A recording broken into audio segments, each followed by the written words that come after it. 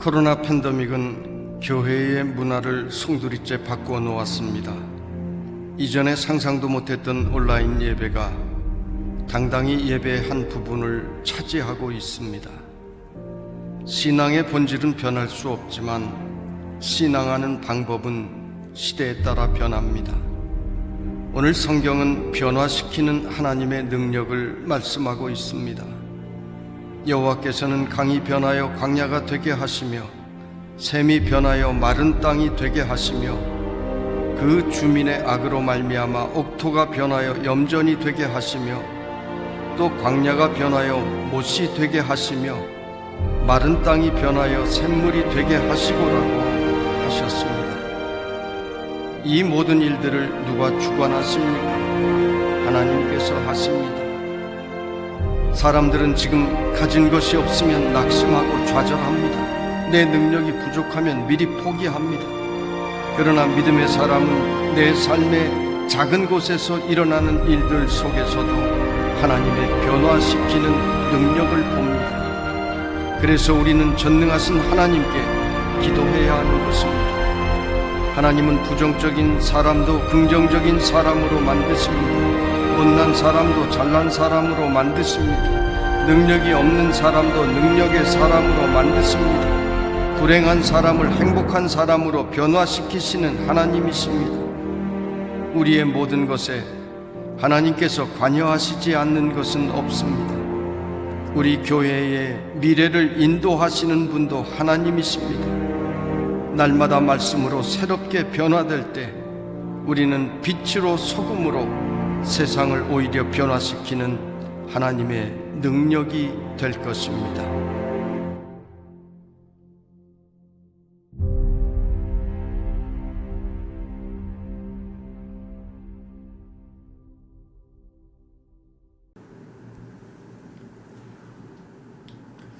안녕하세요. 네, 구약의 산을 오르다 15번째 시간입니다.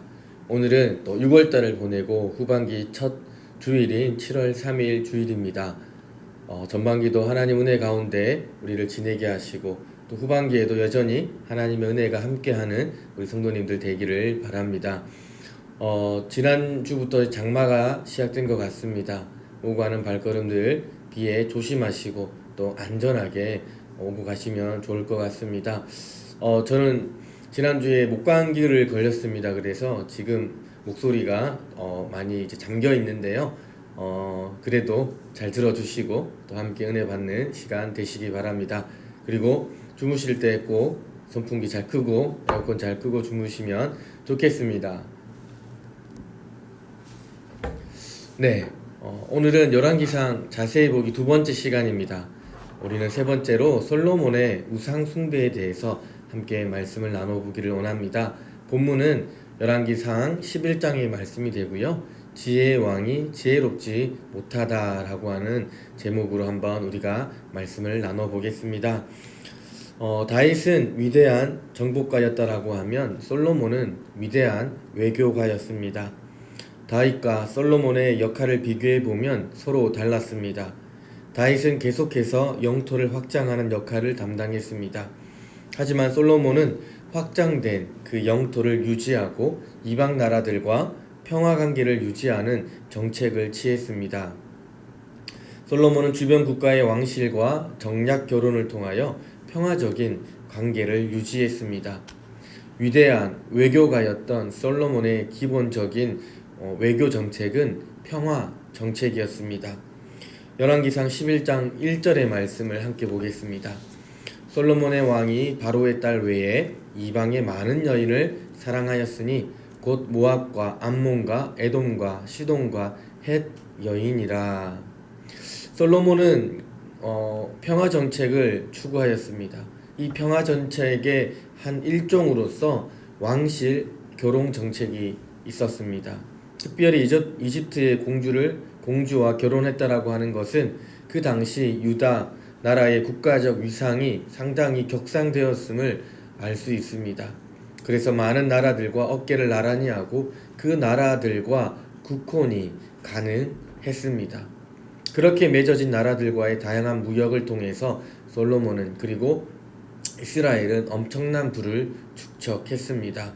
그러나 겉으로 드러난 솔로몬의 성공과 치적은 매우 훌륭했지만 사실 그 안에는 심각한 문제가 싹트기 시작했습니다. 우리가 여기서 하나님이 기브온에서 두 번째로 솔로몬에게 나타나셨을 때 하신 말씀을 상기해 볼 필요가 있습니다. 9장 4절에서 7절의 말씀입니다. 내가 만일 내 아버지 다윗이 행함같이 마음을 온전히 하고 바르게 하여 내 앞에서 행하며 내가 내게 명령한 대로 온갖 일을 순종하여 내 법도와 율례를 지키면 내가 내 아버지 다윗에게 말하기를 이스라엘의 왕위에 오를 사람이 내게서 끊어지지 아니하리라 한 대로 내 이스라엘의 왕위를 영원히 경고하게 하려니와 만일 너희와 너희 자손이 아주 돌아서서 나를 따르지 아니하면 내가 너희 앞에 둔 계명과 법도를 지키지 아니하고 가서 다른 신을 섬겨 그것을 경배하면 내가 이스라엘을 내가 그들에게 준 땅에서 끊어버릴 것이요 내 이름을 위하여 내가 거룩하게 구별한 이 성전에서도 내 앞에서 던져버리리니 이스라엘 모든 민족 가운데에서 속담거리와 이야기거리가 될 것이며 이 말씀을 통해서 우리는 다윗은 무조건적인 언약을 하나님과 맺었음을 알 수 있습니다. 하지만 솔로몬과는 말씀에 순종하면 조건이 붙는 언약임을 알 수 있습니다. 즉 다윗은 무조건적인 언약을 맺으셨고 솔로몬과는 하나님이 하나님의 계명과 법도 또 그 말씀에 순종하면 들어주겠다라고 하는 조건적인 언약으로 언약을 갱신하신 모습이 바로 열왕기상 9장에 나와 있습니다. 또한 솔로몬이 많은 여인을 사랑했다라고 하는 것은 그가 여자들에게 관심이 많았기 때문이기보다는 그것은 그의 정책 중에 하나였기 때문입니다. 그의 평화 정책, 외교의 평화 정책은 일종의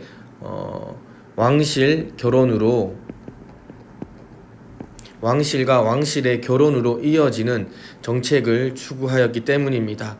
물론 그 정도가 심하긴 심했습니다. 3절에 보면 11장 3절에 보면 왕은 후궁이 700명이요 첩이 300명이라 그의 여인들이 왕의 마음을 돌아서게 하였더라에 따르면 솔로몬에게 1000명이 여인이 있었다라고 기록하고 있습니다.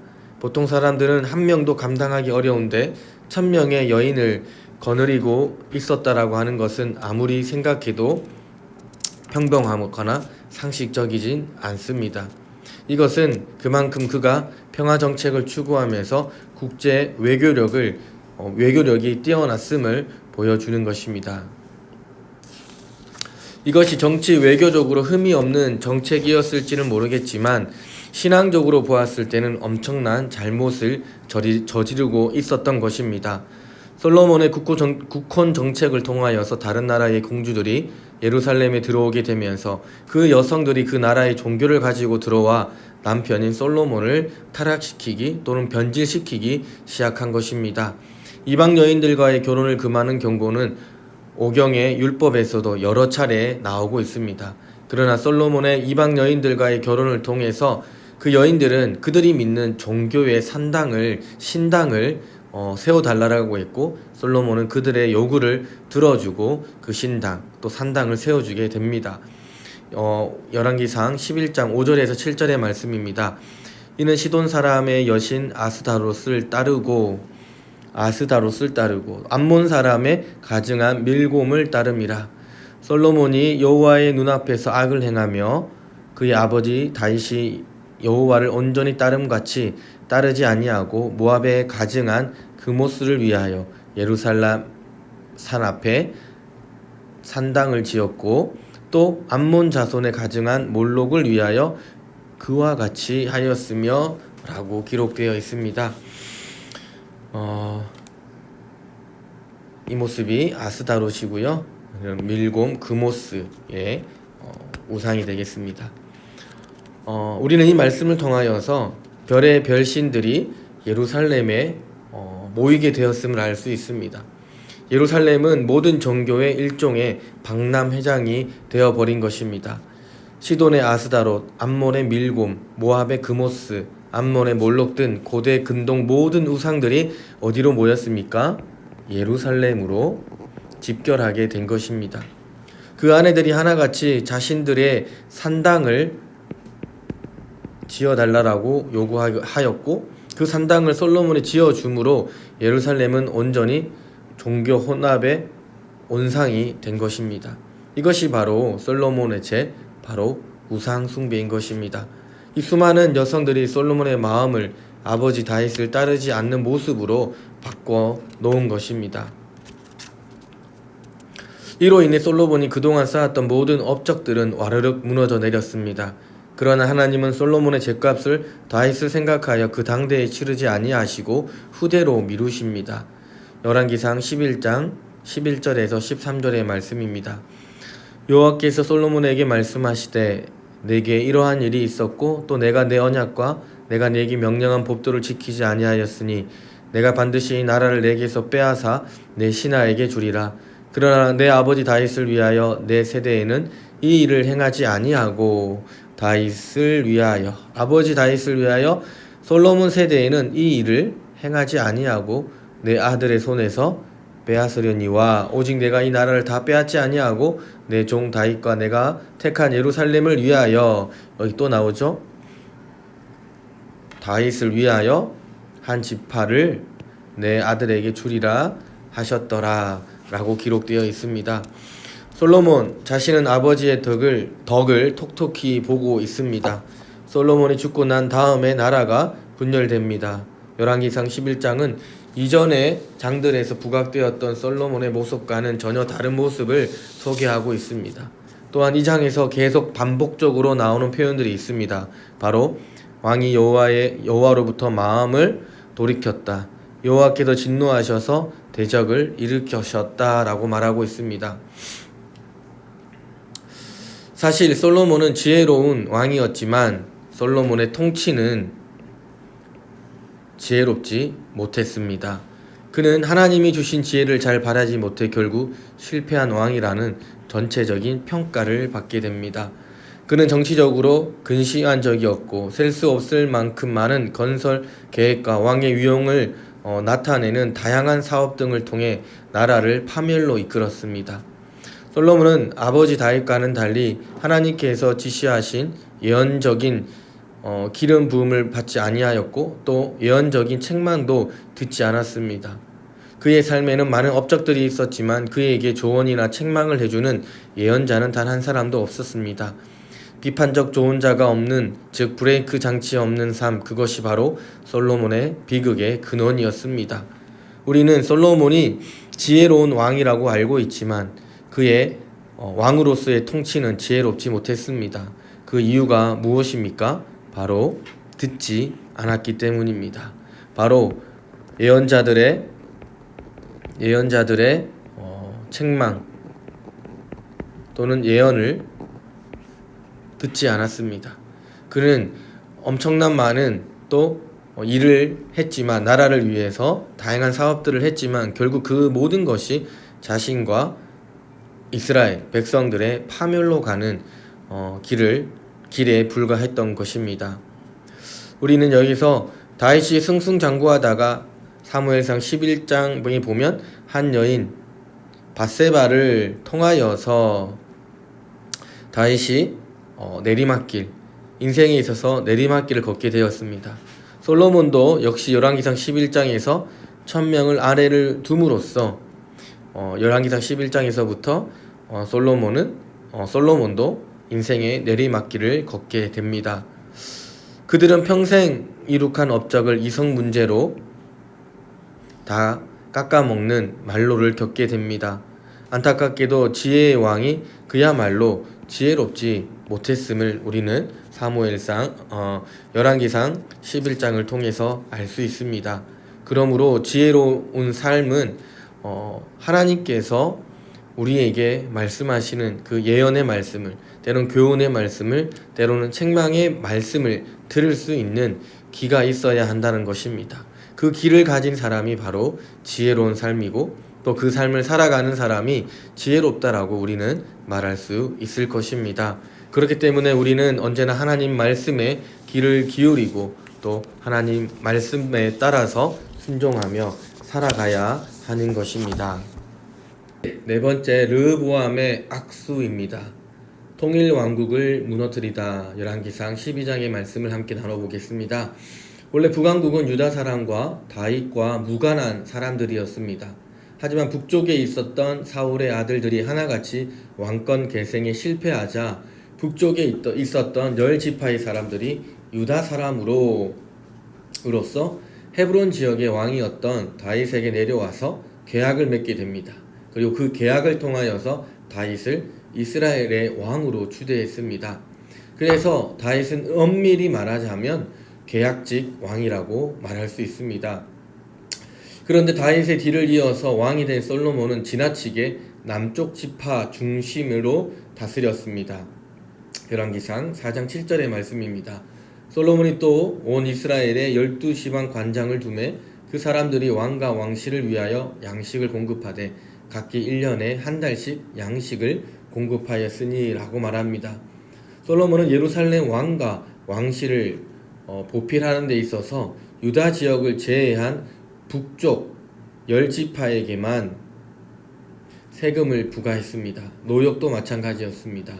또한 국가의 부채를 해결하기 위해 북쪽 지역에 있는 하소를 떼어서 주기도 했습니다. 이렇게 유다 지역에 대해서만 너무 편파적으로 편의를 봐준, 즉 친유다 정책을 폈기 때문에 북쪽 사람들, 북이스라엘 사람들은 늘 불만을 가지고 있었습니다. 북쪽 사람들은 사무엘하 5장에서 다윗과 계약을 통해서 다윗을 자신의 왕으로 세웠는데 솔로몬은 그 계약을 제대로 실행하지 못했습니다. 그래서 북쪽 지파의 사람들은 솔로몬 때까지 눌려 있었으나 솔로몬 사후에 그 계약을 갱신하려고 하였습니다. 그것이 바로 솔로몬의 아들 르호보암과의 만남의 발달입니다. 솔로몬이 죽은 이후에 북쪽 지파의 사람들이 솔로몬의 아들 르호보암과 만나게 됩니다. 르호보암은 북쪽 사람들에게 재신임을 얻어 계약을 갱신한 후에 왕이 되어야 했습니다.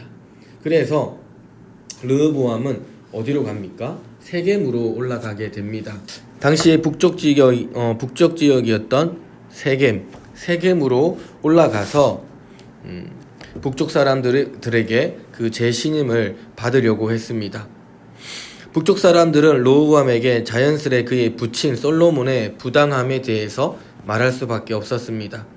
즉 솔로몬 왕이 다스렸을 때 친유다 정책을 폈던 거에 대해서 그리고 자신들이 억압당하고 피해를 봤던 거에 대해서 부당함을 그의 아들에게 말을 한 것입니다.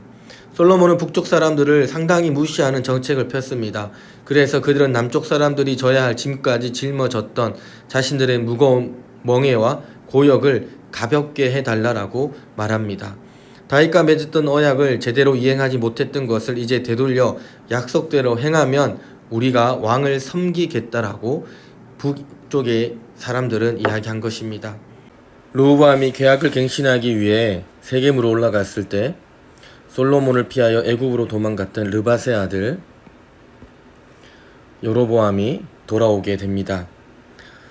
이집트로 정치 만명을 갔다가 돌아온 여로보암은 북쪽의 새로운 지도자로 부상하게 되었습니다. 그리고 북쪽 지도자들이 르호보암과 계약을 갱신하는 장면이 묘사되는데 북쪽의 요구들을 청취한 르호보암은 3일 동안 숙고하게 됩니다. 열왕기상 12장 6절에서 8절의 말씀입니다. 르호보암 왕이 그의 아버지 솔로몬의 생전에 그 앞에 모셨던 노인들과 의논하여 이르되 너희는 어떻게 충고하여 이 백성에게 대답하겠느냐. 대답하여 이르되 왕이 만일 오늘 이 백성을 섬기는 자가 되어 그들을 섬기고 좋은 말로 대답하여 이르시면 그들이 영원히 왕의 종이 되리이다. 하나 왕이 노인들이 자문하는 것을 버리고 자기 앞에 모셔있는 자기와 함께 자라난 어린 사람들과 의논하여 라고 기록되어 있습니다. 여기서 르호보암의 참모진이 그의 아버지 솔로몬의 생전에 그의 앞에 모셨던 노인들, 즉 노장파와 자기 앞에 모셔 있는 자기와 함께 자라난 어린 사람들과 의논하여, 즉 소장파, 이렇게 두 의견으로 갈리게 됩니다. 노장파는 혁명적이고 개혁적인 안을 제시합니다. 오늘 왕이 만일 이 백성을 섬기는 자가 되어, 즉 왕이 백성을 섬긴다라고 하는 것은 당시로서는 굉장히 혁명적이고 개혁적이고 획기적인 이야기입니다. 왕이 백성의 종이 되면 백성들이 왕의 종이 될 것이라고 하는 것입니다. 이스라엘 백성들의 요구를, 북쪽의 요구를 수용하라고 하는 것이 노장파의 의견이었습니다. 그러나 소장파는 더 강공책을 펴라고 말합니다. 왕상 12장 10절에서 11절의 말씀입니다. 함께 자라난 소년들이 왕께 아뢰어 이르되, 이 백성들이 왕께 아뢰기를, 왕의 부친이 우리의 멍에를 무겁게 하였으나 왕은 우리를 위하여 가볍게 하라 하였은즉, 왕은 대답하기를, 내 생기 손가락이 아버지의 허리보다 굵으니 내 아버지께서 너희에게 무거운 멍에를 매게 하였으나 이제 나는 너의 멍에를 더욱 무겁게 할지니라. 내 아버지는 채찍으로 너희를 징계하였으나 나는 정갈 채찍으로 너를 징계하리라 하소서라고 말합니다. 노장파는 온건책을, 그리고 소장파는 강공책을 말했습니다. 하지만 르호보암은 소장파의 의견을 받아들입니다. 즉 강공책을 펴게 됩니다. 이것은 가나안 왕국 이해를 추종한 것입니다. 가나안 왕국은 절대 권력입니다. 하지만 이스라엘의 왕권은 이와는 완전히 상반되는 것입니다. 신명기법은 이스라엘 왕권에 대하여 다음과 같이 규정하고 있습니다. 신명기 17장 16절에서 19절의 말씀입니다. 그는 병마를 많이 두지 말 것이요 병마를 많이 얻으려고 그 백성을 애굽으로 돌아가게 하지 말 것이니, 이는 여호와께서 너희에게 이르시기를 너희가 이후에는 그 길로 다시 돌아가지 말 것이라 하셨음이며, 그에게 아내를 많이 두어 그의 마음이 미혹되게 하지 말 것이며 자기를 위하여 은금을 많이 쌓지 말 것이니라. 그가 왕위에 오르거든 이 율법서의 등사본을 레위 사람 제사장 앞에서 책에 기록하여 평생에 자기 옆에 두고 읽어 그의 하나님 여호와 경외하기를 배우며 이 율법의 모든 말과 이 규례를 지켜 행할 것이니라 라고 말하고 있습니다. 근본적으로 이스라엘의 왕권은 고대 근동의 절대적인 왕권과는 다릅니다. 이스라엘 왕은 율법책을 복사해서 그저 그 율법책만을 공부하라고 하는 것입니다. 왜 그렇게 해야 합니까? 그 다음 절인 20절에 이렇게 기록하고 있습니다. 그리하여 그의 마음이 그의 형제 위에 교만하지 아니하고 이 명령에서 떠나 좌우로나 우로나 치우치지 아니하리니 이스라엘 중에서 그와 그의 자손이 왕위에 있는 날이 장구하리라. 이스라엘의 왕은 탐욕스러운 권력을 억제하도록 율법을 늘 옆에 가까이 두고 읽어야 했습니다. 곧 이것을 통해서 여호와 경외하기를 배운 것입니다. 즉 율법을 늘 묵상하여서 율법의 이상을 실현하는 천지기로서 왕의 역할이 있었던 것입니다. 그런데 르호보암은 이스라엘의 왕권위를 저버리고 가나안 왕권 이해 쪽으로 마음을 굳혔습니다. 그래서 나라가 남북 왕조로 분열하게 된 것입니다. 이 분열의 책임은 전적으로 르호보암에게 있다고 말할 수 있습니다. 원래 북왕국과 남왕국은 별개의 나라였습니다. 그러나 다윗이라고 하는 통합적인 지도자에 의해서 남북이 하나로 묶이게 됩니다. 북쪽의 사람들은 다윗의 혈통이기 때문에 솔로몬까지는 참아주었습니다. 그러나 그 이후에 르호보암부터는 더 이상 참을 수가 없었습니다. 그래서 원래의 상태로 되돌아간 것입니다. 북쪽 사람들은 항상 남쪽 사람들과의 갈등 관계에 있었습니다. 그것은 다윗의 시대에 발생했던 세바의 반란에서도 우리는 알 수 있습니다. 계속 도전하는 세력들이 있었어도 다윗은 인격적으로 그들을 남과 북의 지도자를 하나로 묶어서 통일왕국, 하나의 나라를 이룰 수 있었습니다. 그러나 솔로몬을 지나고 결국 르호보암을 거치게 되면서 르호보암의 독단적인 태도에서 비롯된 잘못된 선택으로 인해서 남북은 결국 분열되게 된 것입니다. 하나님 나라의 왕권, 하나님 나라의 왕은 어떤 왕인지 이해하지 못했던 솔로몬과 그리고 그의 아들 르호보암에 의해서 결국 이스라엘 하나였던 나라는 분열 왕국이 된 것입니다. 이스라엘과 유다의 분리는 다윗 솔로몬 제국의 종말을 뜻합니다. 함께 섞여 있던 것을 깨트리는 것이 깨진 것을 회복시키는 것보다 얼마나 쉬운 일인지를 잘 보여줍니다. 마태복음 5장 9절의 말씀처럼 화평하게 하는 자는 복이 있나니 그들이 하나님의 아들이라 일컬음을 받을 것이미요 라고 말씀하셨던 예수님의 말씀이 얼마나 깊은 의미가 있는지를 우리가 다시 한번 깊이 묵상하고 생각해 봐야 할 것입니다. 이렇게 다윗부터 시작해서 솔로몬 왕국 그리고 마지막 우리 솔로몬의 아들 르호보암 때 와서 결국 하나였던 나라는 두 개의 나라로 분열되게 됩니다. 그 분열의 원인이 어디에 있습니까? 하나님께서 주신 그 율법과 법도와 계명을 지키지 못했고 또한 하나님 나라에서 하나님이 통치하시는 그 통치되는 나라의 원리 그것을 이해하지 못했기 때문에 결국 하나의 나라가 두 개의 나라로 다시 나눠지고 찢어지는 일이 발생하게 된 것입니다.